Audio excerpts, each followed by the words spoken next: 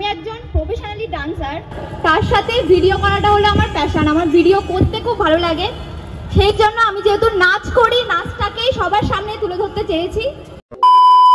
High guys, welcome back to my channel. আশা করি তোমরা সবাই খুব ভালো আছো, সেভ আছো, আমিও খুব ভালো আছি। আর চলে এসেছি আবার একটা নতুন ভিডিও নিয়ে। সবাইকে জানাই গণেশ চতুর্থীর অনেক অনেক শুভেচ্ছা।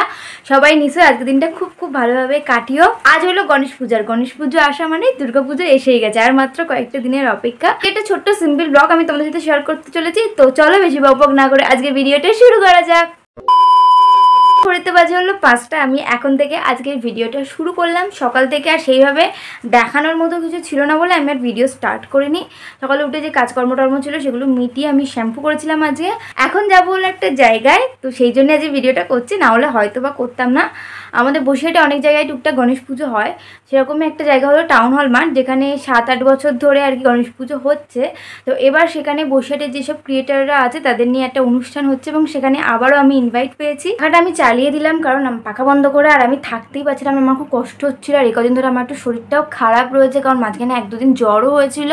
তো ওই জন্য পাখা বন্ধ করে ভিডিওগুলো কিরকম একটা অসুস্থ মতন হচ্ছিলো। যাই হোক, এটা বলছিলাম, এই যে ইনভাইটগুলো পাই এগুলো পেলে না খুব আনন্দ হয়। এত বছর ধরে আমি কষ্ট করছি, প্রায় 4 বছর হতে যায় আমি ইউটিউব ভিডিও করছি, ফেসবুকে ভিডিও করি, তখন তার জন্য যখন একটু এই ইনভাইটগুলো পাই তখন খুবই আনন্দ হয়। বিশেষ করে আর এটা শুধুমাত্র সম্ভব হচ্ছে তোমাদের জন্য।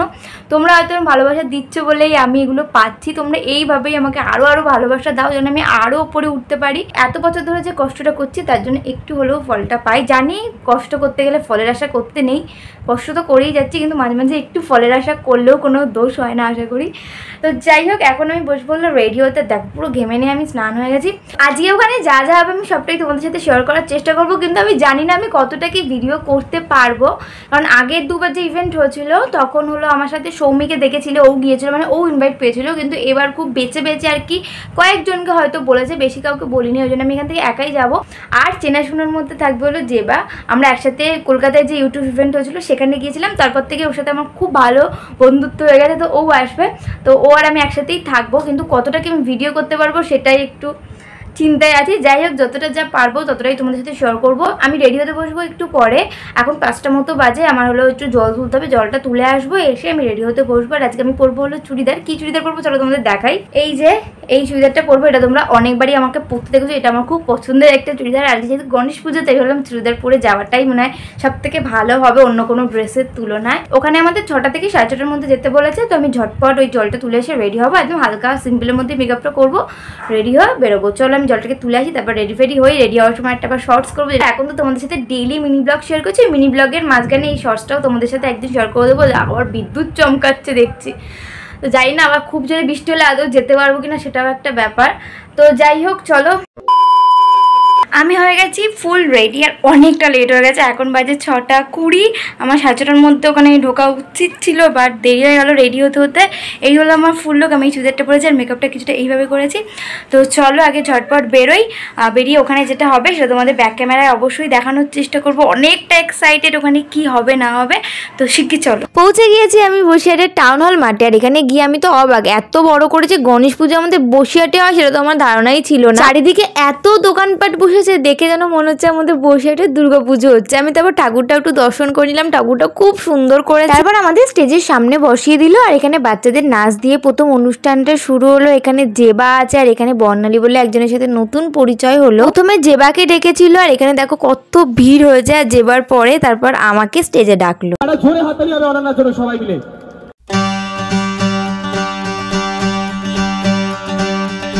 কিন্তু তাও আজকে আমার ডিউটি করেছে যে আমার তোমাকে জিজ্ঞেস করতে হবে। আগে প্রথমে শুনবো যে কিভাবে শুরু করা। এবং আমি জানি বসিরহাটের বিভিন্ন জায়গায় ভিডিও বানিয়েছো। সম্প্রতি তোমার বসিরহাটকে নিয়ে একটা ভিডিও ভাইরাল, শর্টস, এবং মারাত্মকভাবে ভাইরাল। আমি সেই ভিডিওটা দেখেছি। তো কিভাবে শুরু করেছো, কতদিন আগে শুরু করেছো, এই মুহূর্তে কত সাবস্ক্রাইবার সংখ্যা পৌঁছেছে? নমস্কার, আমি অনন্যা। আমি একজন প্রফেশনালি ডান্সার, তার সাথে ভিডিও করাটা হলো আমার প্যাশন। আমার ভিডিও করতে খুব ভালো লাগে, সেই জন্য আমি যেহেতু নাচ করি, নাচটাকেই সবার সামনে তুলে ধরতে চেয়েছি। আমি ডান্সের ভিডিও বানাই, এছাড়া আমি ব্লগিং ভিডিও বানাই, এছাড়া মেকআপ টুকটাক ভিডিও করেই যাচ্ছি। আমি শুরু করেছিলাম 2020 সালে, কিন্তু ইচ্ছাটা হয়েছিল 2018 সালে। কিন্তু সেই সময় ফোন ছিল না, তো ওই জন্য ভিডিও শুরু করতে পারিনি। 2020 সালে আমি ফার্স্ট ফোন কিনেই আমার ভিডিও করা শুরু করে দিয়েছিলাম। সেখান থেকে আজ অবধি ভিডিও করে যাচ্ছি। আমার ইউটিউবে সাবস্ক্রাইবারের সংখ্যা 34,000 প্লাস। জানি একটা ছোট, কিন্তু আমার কাছে ওটা অনেকটাই বড় এবং আমাকে আরো অনেক দূর যেতে হবে, যার জন্য আমি প্রতিনিয়ত কাজ করে যাচ্ছি। আর আশা করি আরো বড় জায়গায় পৌঁছাতে পারবো তোমাদের ভালোবাসা থাকলে। 34,000কে তুমি ছোট বলছো, আর 340-এর সাবস্ক্রাইবার কি বলবে? তাদেরকে মনের আশাটা তুমি ভেঙে দিলে। তাদেরকে একটু বলো কিছু, যে 34,000-এ পৌঁছানোর জন্য 340 থেকেই শুরু করতে হয়, এবং ক্রিয়েটার যারা হয় তারা এই 340 থেকেই শুরু করে। তারা কোথাও না কোথাও গিয়ে সেই স্বপ্নটা দেখুক। একদমই একদমই। আমার 34,000 সাবস্ক্রাইবার আছে মানে এই নয় যে আমি ভিডিও ছাড়লেই লাখ লাখ ভিউজ হয়। রিসেন্টলি আমি ভিডিও ছেড়েছি যেখানে 100টাও ভিউজ এসেছে, আবার আরেকটা ভিডিও ছেড়েছি যেখানে 1 লাখও ভিউজ এসেছে। তো একদম ডিমোটিভেট হবে না যারা ভিডিও করছো, ভিডিও করে যাও। সবসময় যে কর্ম করলে ফল পেতে হবে এমন কোনো ব্যাপার নেই, কর্ম করে থাকো, সময় যদি আসে তোমরা সবাই ফল পাবে। Wow, very good. আচ্ছা, আর একটা বিষয় সেটা তোমরা দুজনেই, আমি দুজনের ছবি দেখেছি, সেটা ইউটিউবের মিটআপে গেছিলে এক্ষুনি, সেখানে গিয়ে কাদের সাথে দেখা হলো একটু যদি বলো। আমি তো এই নিয়ে দুবার কলকাতার ইভেন্টে ইনভাইট পেয়েছিলাম। প্রথমবার ইভেন্টে গিয়ে তো বঙ্গাই থেকে শুরু করে ওয়ান্ডার মুন্না, বিষাক্ত ছেলে, তুষার দাস, আরো যে বড় বড় ক্রিয়েটার তোমরা ভিডিও দেখো তাদের সবার সাথেই আমার দেখা হয়েছে। আর এইবার গিয়েছিলাম, এই কিছুদিন আগে আমরা দুজনেই গিয়েছিলাম একসাথে। সেখানে সায়ক থেকে শুরু করে কনফিউজ বক্স, আরো প্রচুর বড় বড় ক্রিয়েটার ছিল, ইভেন মৌসুমী কুণ্ডু ছিল, বংপোস্ত ছিল, সবার সাথে দেখা হয়েছে। এবং আমাদের বসিরহাট থেকে আমরা আরো 7 জন ইউটিউবাররা মিলে একসাথে গিয়েছিলাম। আচ্ছা, আর এখানে এসে কেমন লাগছে? এখানে এসে তো আরোই ভালো লাগছে। এই রকম একটা জায়গায় যে আমাকে ইনভাইট করা হয়েছে তার জন্য বসিরহাটের গণপতি কমিটিকে আমি অবশ্যই ধন্যবাদ জানাবো। এবার একটা প্রশ্ন আছে, সেই প্রশ্ন হচ্ছে, এরকম কি কখনো তোমার সাথে ঘটনা ঘটেছে যে ইউটিউবের থেকে কেউ কোনোভাবে রাস্তায় চিনতে পেরেছে, বা কোনো এরকম কোনো ঘটনা কি এর মধ্যে সম্মুখীন হয়েছো? হ্যাঁ হয়েছে। আমি একটা ভিডিও করেছিলাম ট্রেনে বসে মেকআপ করা, সেটার আমি পার্ট 2 যখন করতে যাই তখনই আমাকে বলা যে তুমি তো আগেরবার ট্রেনে এসে ভিডিও করেছিলে। তো এইটা আমার কাছে খুব বড় পাওয়া, এবং আমার সেই যে আমাকে বলেছিল সে আমার ভিডিওতেও আছে। ট্রেনে বসে মেকআপ করা? হ্যাঁ হ্যাঁ, আমি ট্রেনে বসে বউ খেয়েছিলাম। আরে বাপরে। তো যাই হোক, আমি দুজনকেই বলবো, অনন্যার কি কোনো পারফরমেন্স দেখবো? অনন্যা প্রফেশনাল ডান্সার, আমরা জানি, এটা পারফরমেন্স কি দেখবো? সেই প্রস্তুতি কি আমরা পেয়েছি না কি বলছে অনন্যা? সেটা অনন্যাই বলবে। আমার পারফরমেন্স দেখতে চাইলে অবশ্যই আমার ইউটিউব চ্যানেল ফলো আরে করো। इन्होंने वक्त बदल दिया, जज्बात बदल दिए, जिंदगी बदल दी। সেখানে প্রতিনিয়ত ডান্স ভিডিও আসে, এবং ইভেন আমি এখন রিক্রিয়েট ভিডিও শুরু করেছি যেগুলো আমরা ছোট থেকে দেখে বড় হয়েছি। জিৎ দেবের যে গানগুলো সেইগুলোকে আমি রিসেন্ট রিক্রিয়েট করা শুরু করেছি। তোমরা চাইলে সেই ভিডিওগুলো কিন্তু অবশ্যই আমার চ্যানেলে গিয়ে দেখে আসতে পারো। আমার চ্যানেলের নাম কিন্তু ইনফিনিটি অনন্যা, তোমরা সবাই একবার ভিজিট করে এসো। আর দুজনের কাছেই একটা প্রশ্ন, দুজনকেই এটা একসাথে উত্তর দিতে হবে আমি চাই, সেটা হচ্ছে ইউটিউব বা সোশ্যাল মিডিয়া বা ফেসবুক, ইনস্টাগ্রাম, এটা কি কেরিয়ার হতে পারে? হ্যাঁ একদমই। এতটা পজিটিভলি তোমরা কিভাবে বলছো? কারণ সেরকম হচ্ছে, ওই জন্যই বলছি ক্যারিয়ার হতে পারে। হতে পারে কি, মানে এমন যখন আমরা ছোট ছিলাম, আমাদের যখন ছোট বয়স, তখন ছোট বয়সে আমরা দেখেছি, আমরা যখন ছোটবেলায় আমাদের বাবা মারা বলতো তোকে বড় হতে হবে, বড় হয়ে ডাক্তার ইঞ্জিনিয়ার হতে হবে। এমন কি কোনো দিন দেখতে পাচ্ছ যখন ছোট থেকে বড় মেয়েরা ছোট থেকে যখন বড় হবে? এখন যে সময়টা দিয়ে আমরা যাচ্ছি, আর কদিন পরে বাবা মারা সেটাই বলবে যে ফোন নিয়ে ভিডিও কর, তোকে একটা বড় ক্রিয়েটর হতে হবে। চলো ডান। তো অনন্যা জোরে হাততালি দাও সবাই মিলে, প্লিজ আরে জোরে হাততালি।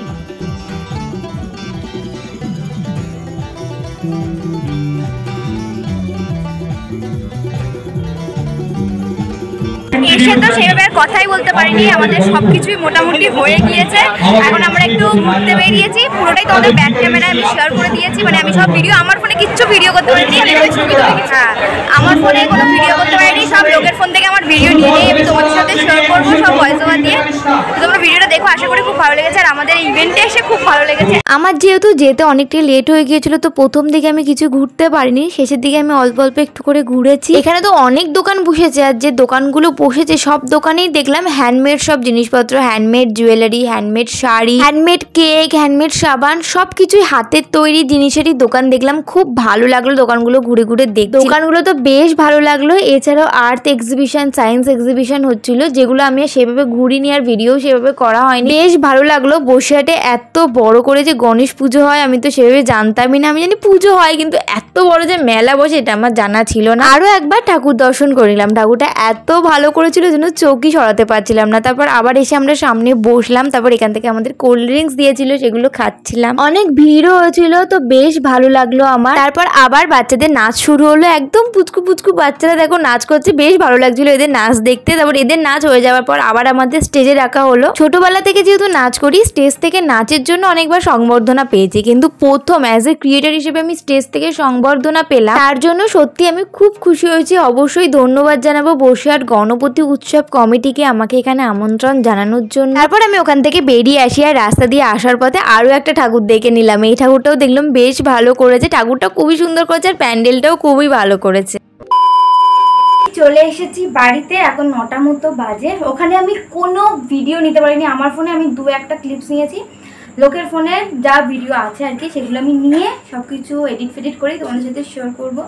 কারণ আমি যখন চেয়েছিলাম আমার ভিডিও করে দেওয়ার মতো কেউ ছিল না, ওই জন্য আমি ভিডিও করতে পারিনি। আমি একজনকে বলেছি তার ফোনে করতে, তো সে যদি আমাকে ভিডিওগুলো সব দিয়ে দেয় তাহলে আমি তোমাদের সাথে শেয়ার করে দেবো। চলো, ওখান থেকে তো আমাকে সংবর্ধনা দেওয়া হয়েছিল। প্রথমে এরকম একটা উত্তরীয় দিয়েছে, আর তার সাথে দিয়েছে হলো এরকম একটা মেমেন্টো। দেখো এখানে লেখা আছে creators evening 2024 organising by Basirhat Ganapati Utsav committee, town hall ground. আর এখানে আমার নামও লেখা আছে, অনন্যা দত্ত। তোমরা ফ্রন্ট ক্যামেরায় যেহেতু ভিডিও করছো তো নামটা তোমরা বুঝতে পারছো না, এখানে আমার নামও লেখা আছে। তো এই মেমেন্টোটা দিয়েছে, মানে আমার কাছে এগুলো অনেক বড় পাওয়া। ওখানে আরও যারা ছিল তাদের মধ্যে সব থেকে ছোট্ট চ্যানেল হয়তো আমার, আর যারা ছিল সবারই 1 লক্ষ ক্রস আর কি। আমার এখনও 50,000ই ক্রস করেনি, 1 লক্ষ তো অনেক দূর।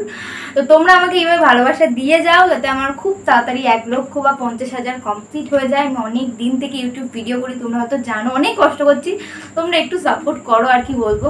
তাছাড়া দিয়েছি এরকম একটা গিফট, আমি এখন এটা তোমাদের সামনে আনবক্সিং করব। আমি এখনো দেখিনি, শুধু এখানে একটা গনু দাদা আছে, ছোট্ট একটা গনু দাদা আছে, আর ভিতরে আদৌ কি আছে চলো দেখা যাক।